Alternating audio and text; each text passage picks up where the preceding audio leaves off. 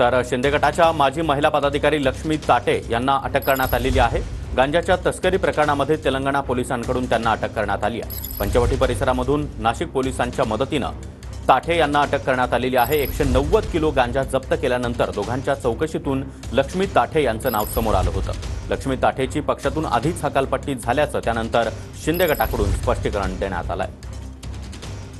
तर शिंदे गटाच्या माजी पदाधिकारी असलेल्या लक्ष्मी ताटे यांना गांजाच्या तस्करी प्रकरणी आता तेलंगणा पोलिसांनी अटक केलेली आहे। तब्बल 190 किलो गांजाच्या तस्करी प्रकरणामध्ये दोघांच्या चौकशीतून लक्ष्मी ताटे यांचं नाव समोर आलं होतं। आणि या संदर्भात अधिक माहिती देण्यासाठी आमचे प्रतिनिधी चंदन पूजाधिकारी आपल्यासोबत आहेत। चंदन, शिंदे गटाच्या माजी पदाधिकारी असलेल्या लक्ष्मी ताटे यांना अटक करण्यात आलेली आहे, मात्र आता कुठेतरी शिंदे गटाकडून स्पष्टीकरण देण्यात येत आहे की आम्ही त्यांना आधीच काढलेलं आहे। निश्चितपणे खरं तर काही महिन्यांपूर्वीच लक्ष्मी ताटे आणि त्यांच्यासोबतच्या काही महिला पदाधिकाऱ्यांची शिंदे गटातून हकालपट्टी करण्यात आली होती।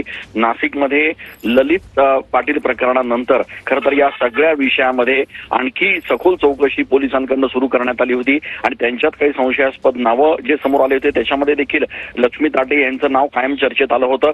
या सगळ्या पार्श्वभूमीवर त्यांची यापूर्वीच पक्षातून हकालपट्टी करण्यात आली होती। मात्र आता तेलंगणा पोलिसांनी एका दुसऱ्या प्रकरणामध्ये लक्ष्मी ताटे आणि त्यांच्या इतर सहकाऱ्यांना काल रात्री अटक केलेली आहे, ताब्यात घेतलेला आहे आणि एकूणच आता गेल्या काही दिवसांपासून खरं तर त्यांची चौकशी सुरू असल्याची देखील माहिती समोर येते आहे।